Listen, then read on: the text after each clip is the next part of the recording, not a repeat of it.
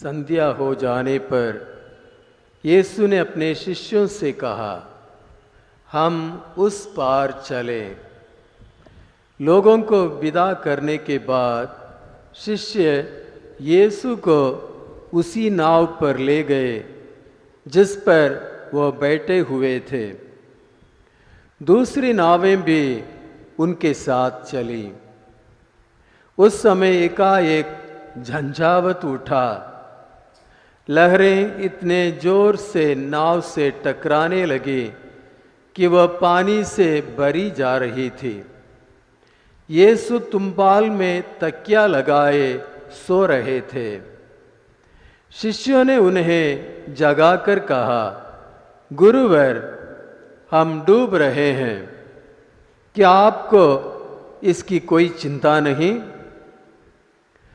वह जग गए और उन्होंने वायु को डांटा और समुद्र से कहा, शांत हो, थम जा।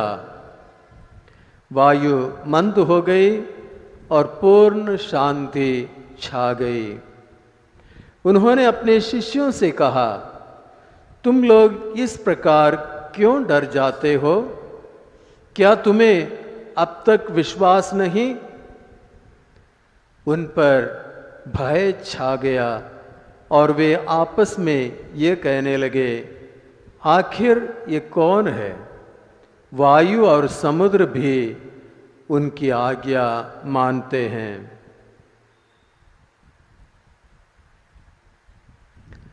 यह प्रभु का सुसमाचार है। हे क्रिस्त, तेरी स्तुति हो। सुसमाचार के शब्द हमारे पापों को मिटा दो।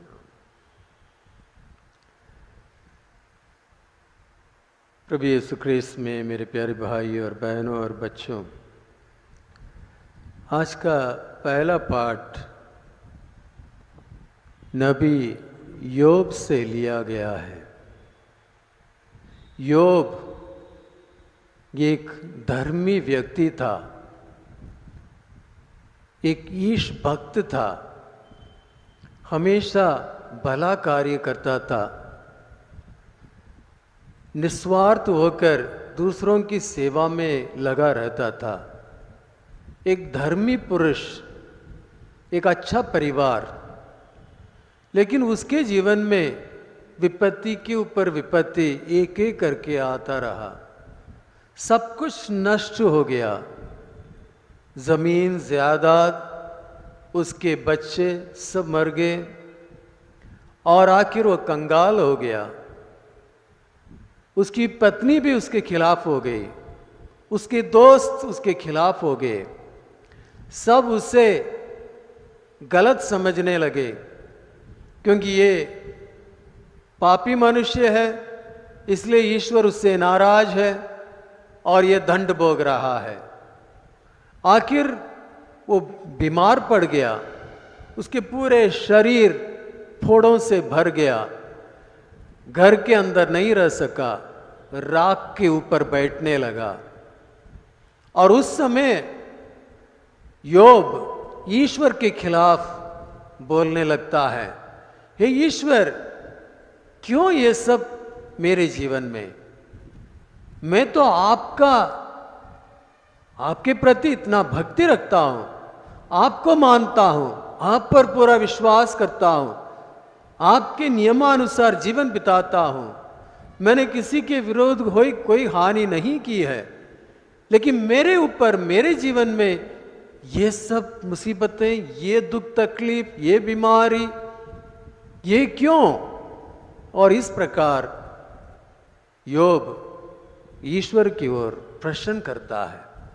आज का जो पंक्ति है जो हमें पढ़कर सुनाया गया है पहले पाठ में, ये योब के ग्रंथ अध्याय 38 से लिया गया है। अब तक बहुत कुछ हो गया है, आखिर ईश्वर बोलना शुरू किया।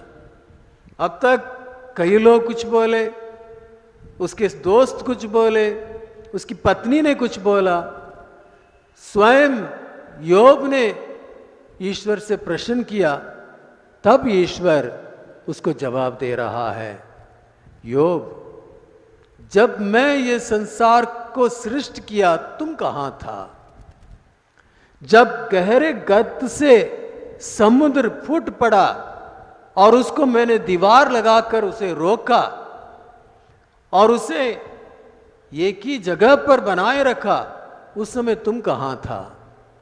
ये सब कार्य किसने किया?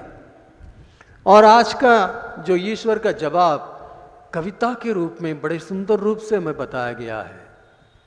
और वो कैसे कि ईश्वर आंधी से आंधी और आंधी से शक्ति के साथ योग से बोल रहा है और योग से कह रहा है ये समुद्र को मैं बादल से इसे ढक के रखा हूं।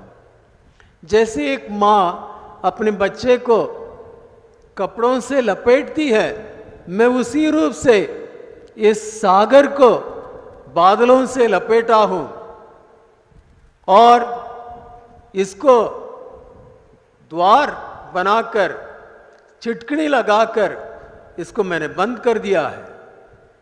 और उससे कहा है, समुद्र से कहा है, तुम यहीं तक आ सकते हो, इसके आगे नहीं आ सकते हो। तो ये सब अधिकार है। तो ईश्वर एक प्रकार से योग की उस प्रश्न के आगे अपने शक्ति को प्रकट कर रहा है। मैं सर्वशक्तिमान ईश्वर हूं, मेरे लिए सब कुछ है, सब कुछ हो सकता है और तुम इस बात को नहीं समझ रहे हो। तुम छोटी बातों को देखकर मेरी ओर पुकार रहे हो। यह है आज का पहला पाठ। शायद हम अपनी परिस्थिति को इसमें डाल सकते हैं। हम भी पूरे विश्व इस कोरोना महामारी की चपेट में है, हम भी इस प्रकार सोचने लगते हैं और ईश्वर अपने सामर्थ्य को दिखाता है। सुंदर है आज का पहला पाठ हमारी परिस्थिति के लिए। लेकिन योग जब ईश्वर की बातें सुनता है उस पर विश्वास करने लगता है और कहता है ये ईश्वर आप महान है। जो ईश्वर ने दिया उसने लिया, ईश्वर की स्तुति हो। ये योग का जवाब था। और हम देखेंगे योग के ग्रंथ के अंत में उसको सब कुछ वापस लौटाया जा रहा है। पहले से 100 गुना ज्यादा जमीन, जायदाद, जीवन, उसके बच्चे, इस दुनिया में सबसे सुंदर लड़कियां उसके, उनका अलग अलग नाम, ये सब उसको समृद्धि से दिया है। तो ये आज का पहला पाठ। तो इसी रूप से हमारे साथ भी होगा। योग का ग्रंथ हमें भरोसा दिलाता है। जैसे आज की इस परिस्थिति को देखते हुए कई लोग निराश हो रहे हैं, कई लोग ईश्वर पर अपने विश्वास में डगमगा रहे हैं, विश्वास खो बैठे हैं, उनके लिए ये आज एक अच्छी सी शिक्षा है, अच्छा सा संदेश है कि हमें कभी ईश्वर से विश्वास नहीं खोना है। हमें हमेशा ईश्वर पर विश्वास रखना है, उस पर भरोसा रखना है। आज के सुसमाचार में भी वही हमें बताया गया है। आज के सुसमाचार को देखिए। शिष्य उस पार नहीं जाना चाहते थे,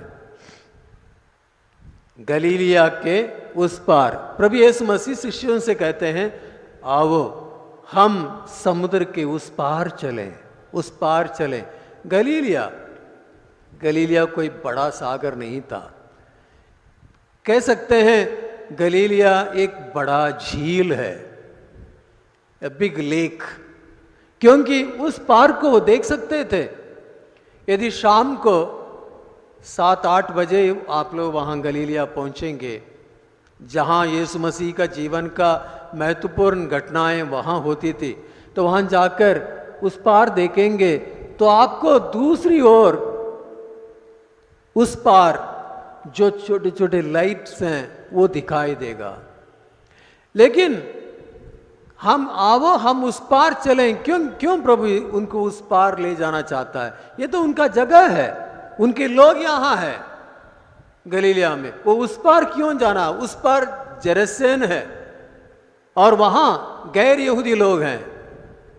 तो उस पार यानी प्रभु शिष्यों के साथ एक साथ रहना चाहते थे। शिष्यों के साथ समय बिताना चाहते थे। ये पिछले इतवार के सुसमाचार से लेकर, क्योंकि प्रभु अलग अलग बातें उनको समझा रहे थे, शिक्षा दे रहे थे। अब वो अकेले अपने शिष्यों के साथ रहना चाहते हैं। ये प्रभु की इच्छा है उस पार जाने का, शिष्य जाना नहीं चाहते थे। और उन्होंने नाव पर प्रभु को लेकर उस पार गए और वहाँ झंझावत उठी, आंधी तूफान उठी और समुद्र के लहरें जोर से नाव से टकराने लगे, वो डूबने क्यों हो गए। तो उस समय ये कह सकते थे, हम वहाँ नहीं जाना चाहते थे, यीशु मसीह हमें वहाँ ले जा रहे, अभी हम मुसीबत में हैं। कई बार हमारे जीवन में ये है, हम कई बार शिष्यों के जैसा सोच सकते हैं, मैं तो ऐसा नहीं करना चाहता था, लेकिन प्रभु की इच्छा है, मुझे वहाँ भेजा गया है। पुरोहित धर्म भाई बहन ये सोचेंगे, उस कम्युनिटी में, उस पल्ली में, उस काम के लिए, उस जगह के लिए जहाँ मेरी इच्छा नहीं है, मुझे वहाँ जाना पड़ रहा, मुझे वहाँ भेजा जा रहा है, वहाँ मुसीबत है, परेशानी है। जैसे प्रभु वहाँ जाना चाहते थे, शिष्य नहीं।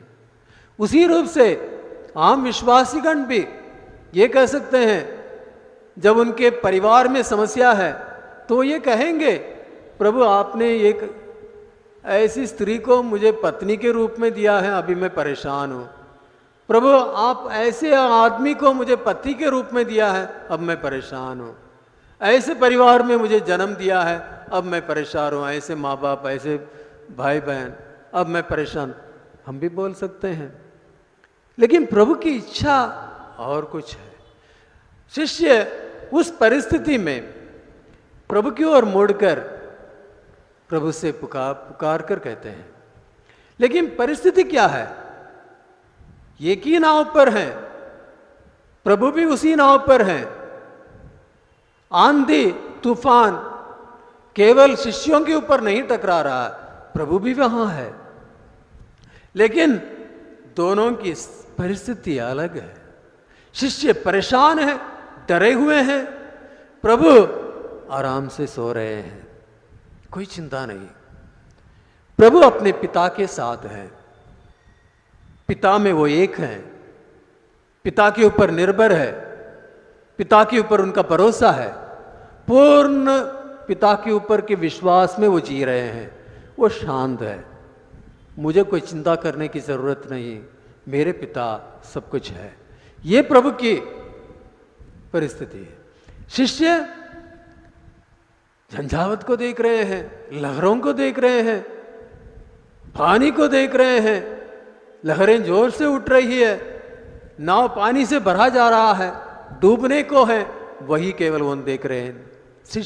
शिष्य प्रभु को नहीं देख पा रहे हैं, शिष्य प्रभु का अनुभव नहीं कर पा रहे हैं। आखिर ये कौन है? शिष्य प्रभु को अब तक पूर्ण रूप से समझ नहीं पाए हैं। शिष्यों को प्रभु का पूरा अनुभव अब तक नहीं है। प्रभु यीशु मसीह को अपने पिता का पूरा अनुभव है।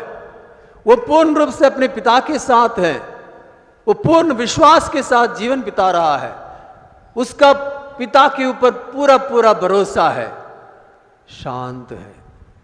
शिष्यों को वो नहीं है और इसलिए प्रभु के पास आकर पुकारते हैं, प्रभु गुरुवर हम डूब रहे हैं, आपको इसकी कोई चिंता नहीं। यदि वो डूब रहे हैं तो प्रभु भी डूबेंगे, लेकिन वो क्या कह रहे हैं? हम डूब रहे हैं, क्या आपको इसकी कोई चिंता नहीं? ये एक स्वार्थ को प्रकट कर रहे हैं। प्रभु भी तो डूबेंगे, वो नहीं। तो यहां विश्वास की कमी है और इसलिए प्रभु उठ जाते हैं, तुरंत आदेश देते हैं, शांत हो जा, थम जा। लहरों को आदेश दे रहे हैं और सब शांत हो गया। और फिर अपने शिष्यों को मुड़कर उनसे पूछते हैं, तुम लोग इस प्रकार क्यों डर जाते हो? मैं तो तुम्हारे साथ हूं। स्वर्ग जाने के पहले इसलिए प्रभु हमसे कहेंगे, मैं दुनिया के अंत तक तुम्हारे साथ हूं। वो हमारे साथ है, अब भी वो हमारे साथ है। यदि हम इस महामारी से परेशान हो रहे हैं, वो परेशानी के समय हमसे ज्यादा वो हमारे साथ है। जितना हम अपनी चिंता करते हैं उससे 100 गुना ज्यादा प्रभु हमारी चिंता करते हैं, क्योंकि हम उनके हैं। उन्होंने हमें बनाया, उन्होंने हमें जीवन दिया, उनके वजह से हम जीवित हैं। वो हमारी चिंता करता है। ऐसे प्रभु पर हमें भरोसा रखना है, विश्वास रखना है। तुम इस प्रकार क्यों डर जाते हो? तुम्हारा विश्वास कहां है? ये प्रभु का आज शायद यही शब्द प्रभु हमारी ओर कहेंगे। अब शिष्य अपनी चिंता में है, प्रभु हम डूब रहे हैं, आपको इसकी कोई चिंता नहीं है? अपनी चिंता में है। यहां गलीलिया समुद्र और पास में जो मृत सागर, गलीलिया सागर, मृत सागर, ये दोनों की तुलना कर सकते हैं। गलीलिया सागर में बहुत सारे मछली हैं, जीव जंतु हैं और आसपास हरा भरा है। लेकिन मृत सागर, डेड सी, मृत सागर में कोई जीव नहीं है, वहां कोई जीवित नहीं रह सकता है। फर्क क्या है? गलीलिया सागर में पानी आकर गिरता है और वहां से पानी बाहर जाता है। एक जगह पर ऐसा ही एक ही पानी वहां ठहरा हुआ नहीं है, वहां बहता रहता है। जो अंदर आता है वो बाहर जाता है, जो मिलता है उसे दिया जा रहा है, स्वार्थ के लिए उसे रखा नहीं जा रहा है। गलीलिया समुद्र की नेचर वो है। लेकिन मृत सागर, वहां से कुछ बाहर बहाव नहीं है, स्टैग्नेंट है। और इसलिए जितना वहां ये कहा जाता है 60% से ज्यादा नमकीन है वो पानी, क्योंकि जब बारिश से पानी गिरता है वह भर जाता है और फिर वो सूरज की धूप से वो एकदम पानी भाप बनकर निकल जाता है और वो नमक वहीं पर बना रहता है और इसलिए वो एकदम गाढ़ा हो जाता है। और कहते हैं वहां जो जाते हैं वहां उस मृत सागर में कोई चीज डूबेगा नहीं, यदि कोई फेंकेंगे वो ऊपर ही रहेगा। डेंसिटी ज्यादा है नमक के वजह से, और उसमें हम लेटकर न्यूज़पेपर पढ़ सकते हैं, हम डूबेंगे नहीं। वो मृत सागर, वहां कोई जीव जंतु नहीं है। लेकिन गलीलिया सागर, क्योंकि वहां बहाव है, तो ये एक प्रतीक है। मनुष्य निस्वार्थ होना है। परिस्थिति के समय, विषम परिस्थिति के समय अपनी चिंता नहीं करना है, दूसरों की चिंता करना है। दूसरे भी परेशान है। कहा जाता है इस कोरोना, ये सेकंड वेव बहुत बुरा पड़ा, ये दूसरे लगर, और उस समय कई लोग मर गए। बताया जाता है बहुत सारे लोग कोरोना के कारण नहीं मरे, बल्कि डर के कारण मरे। डर के कारण वे सबके सब पूर्ण रूप से अपने आप की चिंता में डूबने लगे और वही उनका मृत्यु का कारण बन गया। जो लोग दूसरों की सोचने लगे, दूसरों की सेवा करने लगे, दूसरों के लिए प्रार्थना करने लगे, दूसरों की चिंता में रहने लगे, वो सब बच गए। तो ये एक बात हमें आज के संदेश में देखने का है। मनुष्य इस दुनिया में अपने लिए नहीं, दूसरों के लिए जीने के लिए बनाया गया है, इसलिए वो मनुष्य है, वो ईश्वर का रूप है। प्रभु यीशु मसीह अपने आप को हमारे लिए दिया है। प्रभु यीशु मसीह हमारे लिए क्रूस पर मरा है, जीवन को दिया है, मनुष्य जाति के लिए जीवन बिताया है। वही जी उठे प्रभु का जीवन हमारे अंदर है। आज के दूसरे पार्ट में हम यही सुनते हैं, हम मसीह के प्रेम से प्रेरित हैं। मसीह का प्रेम हमें प्रेरित करता रहता है। मसीह का प्रेम हमें प्रेरित करता रहता है। मसीह का प्रेम क्या है? इससे बढ़कर कोई और प्रेम नहीं है कि कोई अपने जीवन दूसरे के लिए समर्पित कर दे। ये मसीह का प्रेम है। मसीह का प्रेम हमें प्रेरित करता रहता है। एक मनुष्य सबों के लिए मरा है, वो मसीह का प्रेम है, और इसलिए सबको मरना नहीं पड़ रहा है, और हम इसीलिए उसके जीवन के सहभागी बन जाते हैं। सब कुछ हमें नया बनाया जाता है, हमें सब कुछ एक नयापन हमें दिया जा रहा है मसीह में, मसीह के प्रेम में। हमें आज इस पर मनन करते हुए अपने जीवन में बदलाव लाना है। ये परिस्थिति हमेशा के लिए नहीं है। झंझावत, वहां समुद्र में तूफान आया, आंधी आई, लेकिन ये आंधी हमेशा नहीं रहेगा, ये क्षण भर के लिए है। ये आंधी हमेशा नहीं रहेगी, लेकिन प्रभु हमेशा हमारे साथ है। ये आंधी, ये तूफान हमें सचेत करने के लिए है कि प्रभु हमारे साथ है, उसके लिए सब कुछ संभव है, उस पर हमें विश्वास करना है, उस पर हमें निर्भर रहना है। ये संदेश आज हमें ये पाठों के द्वारा दिया जा रहा है। आइए हम इस पर विश्वास करें। पहला पाठ भी, योग के ग्रंथ में ये सब परेशानियां आई योग के जीवन में, लेकिन वो क्षण भर के लिए वो सब बीत जाएगा और उसके बाद वो अच्छा जीवन बिताने लगा।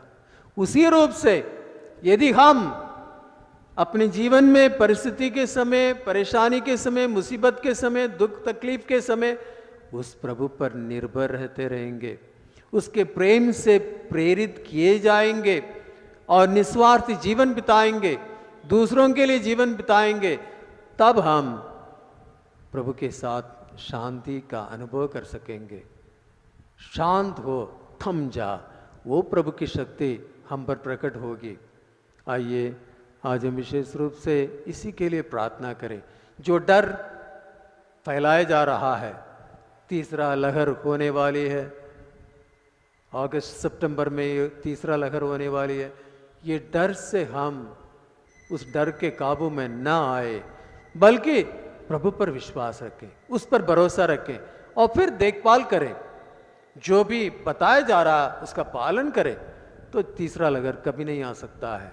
यदि हम प्रभु पर विश्वास करते हुए, सभी आदेशों का पालन करते हुए एक डिसिप्लिन्ड जीवन बिताएंगे, तो अनुशासित रहेंगे, तो ये तीसरा लहर कभी नहीं आ सकता है। आइए आज हम प्रभु से प्रार्थना करें, प्रभु हमारे विश्वास को दृढ़ करें, मजबूत करें, हमें उनके ऊपर भरोसा रखने के लिए हमें कृपा दें।